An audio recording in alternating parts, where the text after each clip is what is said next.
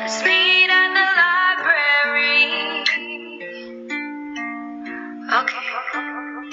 Hi everyone, it's Julia and welcome back to my channel.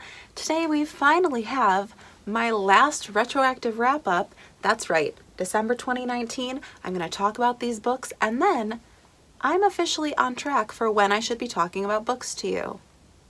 God bless. If you've never seen a wrap-up of mine, I go from my least favorite book of the month to my most favorite. That way we can end on a positive note. And I have a really weird rating scale, so you're going to be hearing a lot of decimal points from me. If you want more information about that, I'll link it like I always do. It's an old video, but just get over it. In December, I was kind of in a reading slump. I was still trudging my way through Deathless because I'm illiterate. But I listened to 4 audiobooks and I read 2 ebooks, which were graphic novels, so easy. And let's just dive right in.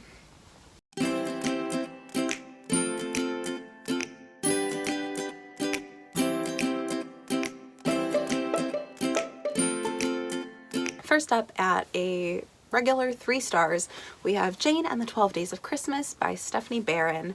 This book was fine, but like totally forgettable for me.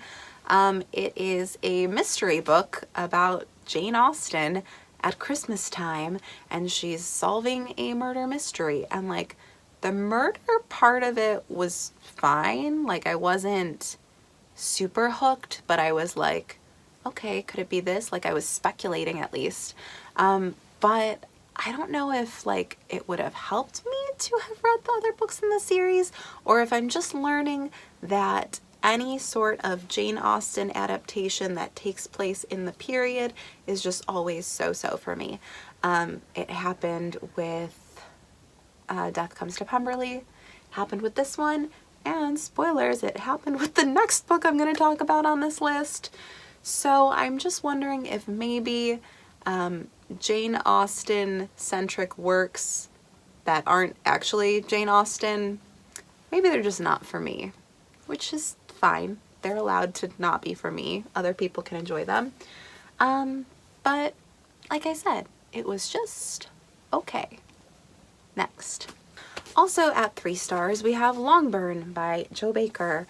This was my final oldest TBR book for 2019 and didn't do much for me. Did I say I gave it 3 stars? I gave it 3 stars.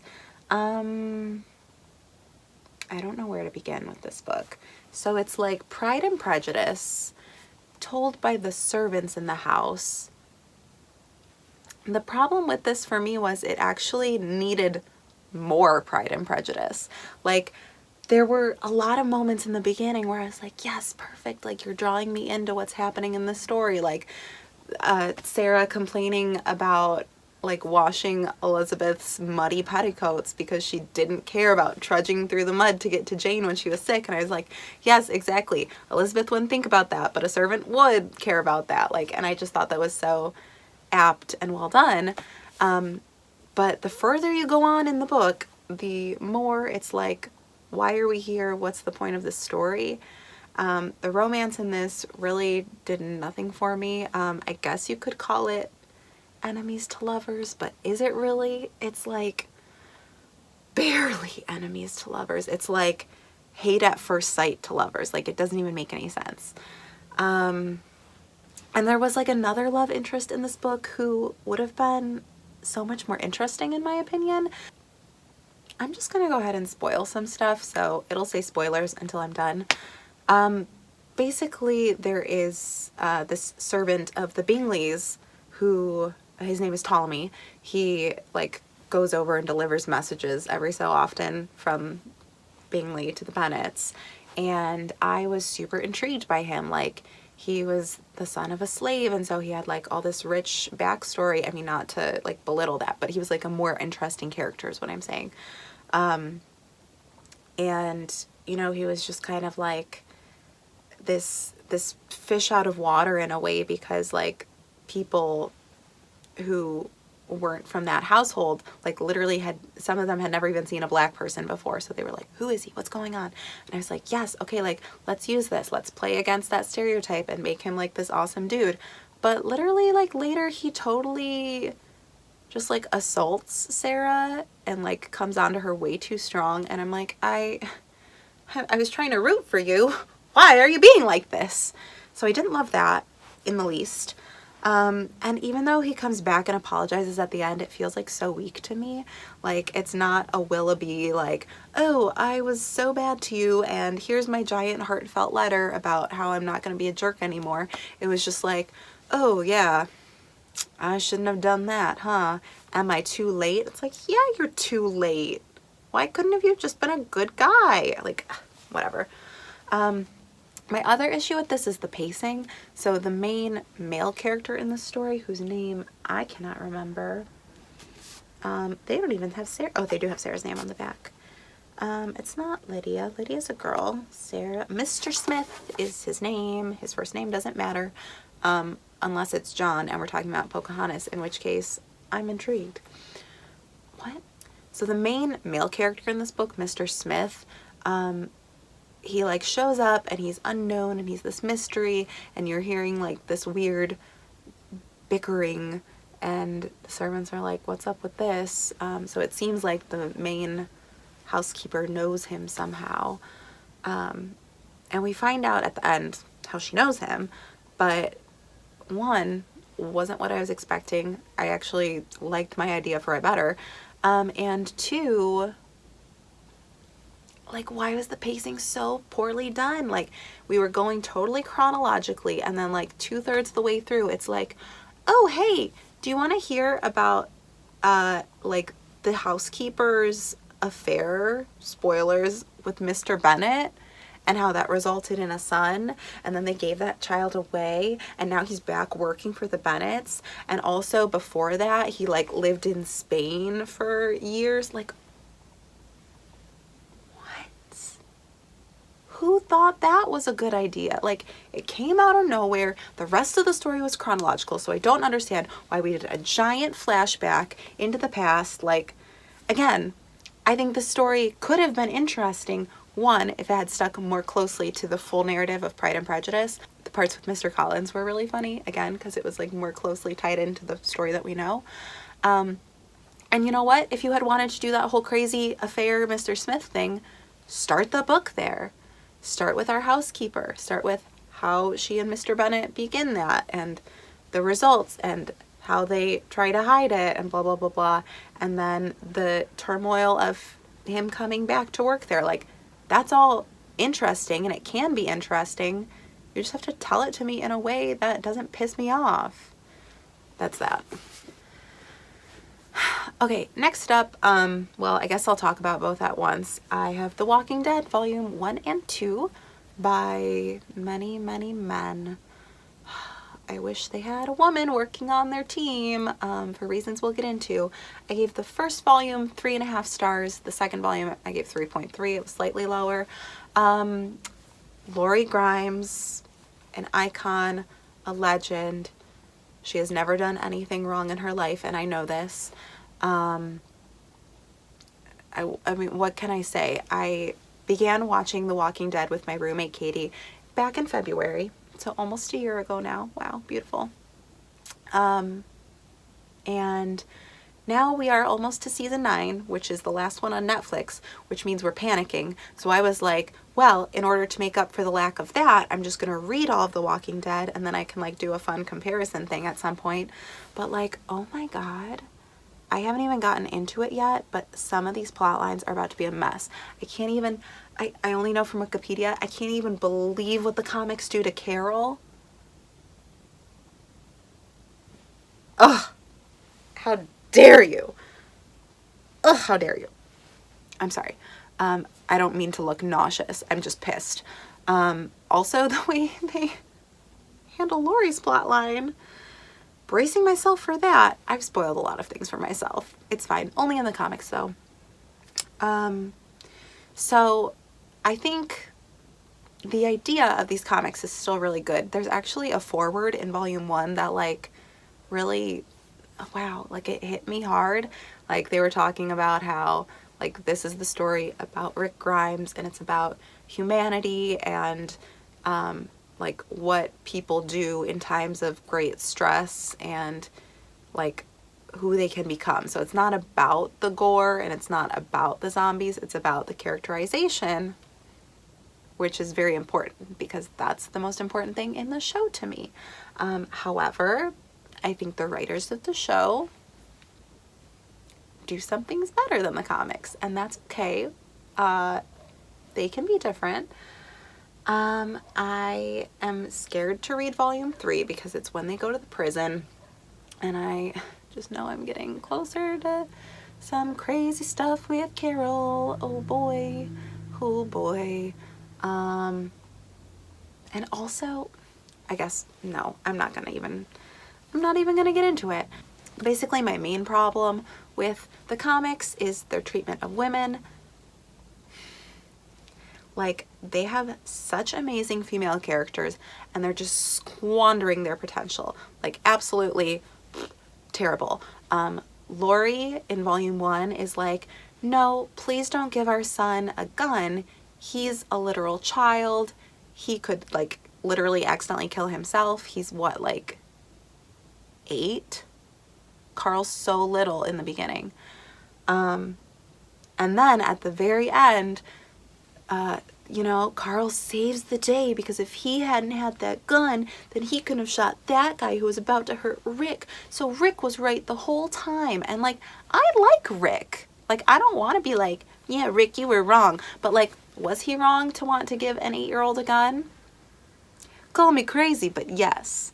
Also in volume 2, we get a lot of Andrea trying to be like, hey, I know you're mourning. You got to keep going for your kids. Like, I just lost my sister. I know how hard it is. And the man, who I don't think was a character in the show, Alan, just like berating her, like cursing at her, yelling at her, calling her all kinds of like disgusting words. And I'm like, she's literally sympathizing with you and like trying to help you move forward after a horrible trauma that she also experienced. And then Rick comes up and has virtually the exact same conversation. He straight up goes like, dude, I know it's hard, but you gotta keep going for your kids. Like, yeah, man. And then the guy's like, you right though. And then Andrea comes back and she's like, hey, I'm sorry. And he's like, shut the f-. Like, what? She was right. She said the same thing. Am I the mayor of Crazy Town? I don't know. It's just a journey that I'm on.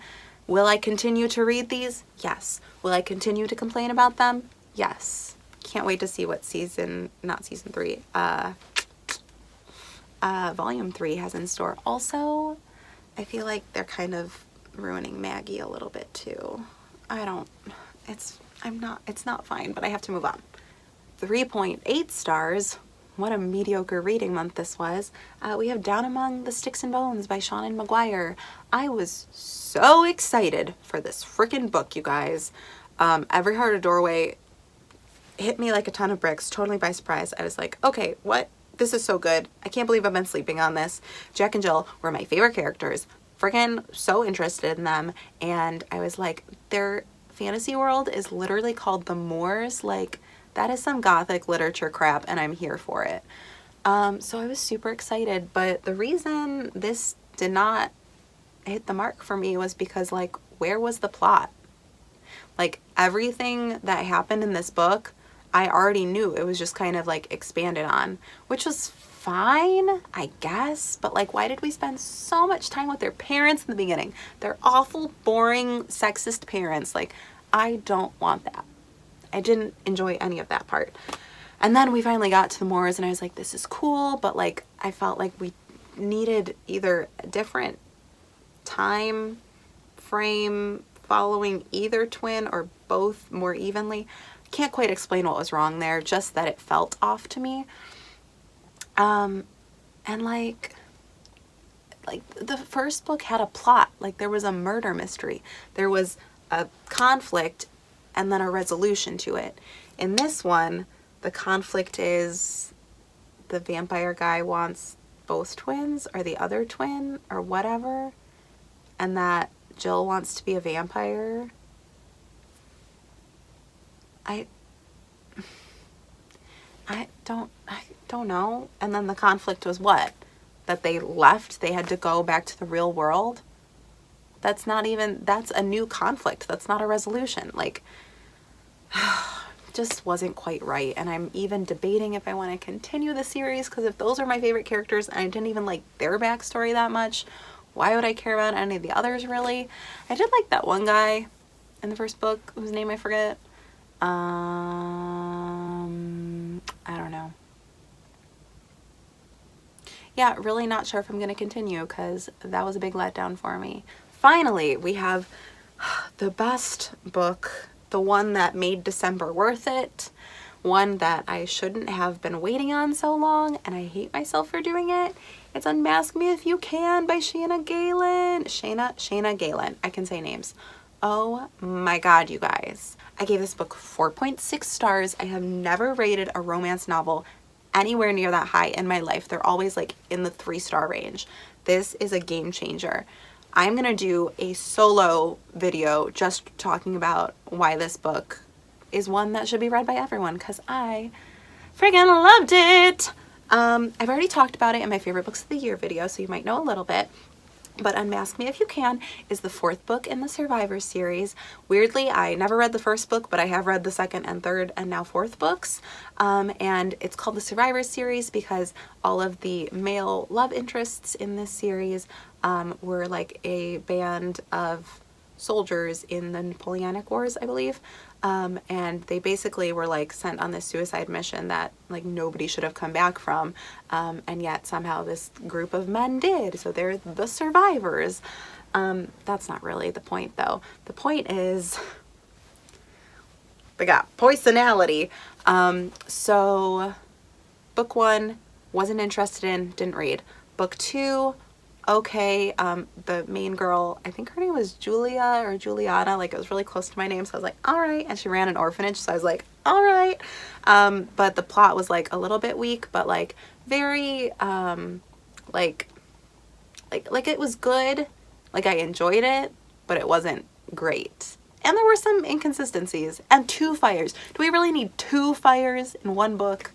That's too many fires. Book 3, not as amazing to me. It's about Rafe, who is like the flirtatious one of the group, which doesn't really do it for me. I like more of a brooding soft boy, not a bad boy, but like a soft brooding boy. We're gonna get to Jasper in a second. Oh my god. So that was fine. And also the main girl in the 3rd book was like obsessed with hedgehogs. No, not obsessed with. She was French, and when she got nervous, she talked about hedgehogs. It was so dumb. Like, it was a really dumb quirk. I hated it so much. And so that one was like fine again, but didn't hit the nail on the head for me. Meanwhile, Unmask Me If You Can centers around Jasper, who wears a mask a la the Phantom of the Opera, hello, because he was burned in a fire and he's ashamed of his disfigurement and his scars, even though he's beautiful on the inside. And honestly, he's probably still hot. He's like probably the Hound, but not the Hound on the TV show, like the Hound the way he looks in fan art. And then Olivia, who is named after Olivia from 12th Night, The Taste. And she is a mother. Hello. Trigger warning for rape and mentions of rape. The rape is not explicitly in the story, but it is an integral part to the events following it. So Olivia's son, sadly, was a result of that rape. But she loves her son, and she like basically what's the word I'm looking for? Like spirited him away, and they like live on this coast of this island together by this really small town, and she like has no contact with anyone from her former life. And so Jasper is sent to come and find her from her father. So Jasper is sent because his father's like, Olivia's mother is dying and we need our daughter to come back to us before it's too late.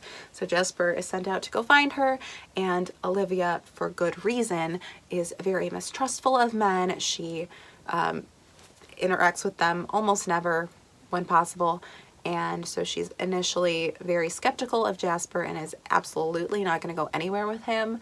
But they just like slowly form this trusting bond together. And when I tell you that this book has the most consent of anything I've ever witnessed with any of my senses in my life, it was beautiful. Oh my, like genuinely multiple times tears came to my eyes because I was like, this is so like exactly how everything should be. Like, it was so crystal clear.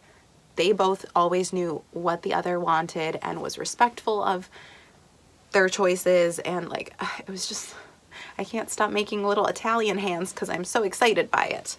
And another huge benefit of this book in my eyes is that it has an external conflict, i.e. there's no miscommunication, well, very little miscommunication, and there's no like just brooding over like, well, I thought you loved me, and if you loved me you would do this. Like, it's none of that. Jasper and Olivia want to be together, but they're kept apart by external forces, sometimes unbeknownst to them, most of the time beknownst to them. And it was just, wow, you know? Like, I'm truly gonna call its video, maybe romance novels do deserve rights, because this book was amazing and I loved it. And yeah, it just basically had a whole like Me Too movement at the end, which was wild, but I support it wholeheartedly. Anyways, that's where we're at. Great book, 10 out of 10 recommend. You don't even have to read the rest of the series. The covers get progressively more ugly, so also I'm sorry. But also, I need to buy this book because I need to own it and just treasure it forever. All right, those are the, how many? Six books that I read in December. Let me know your thoughts about them down below.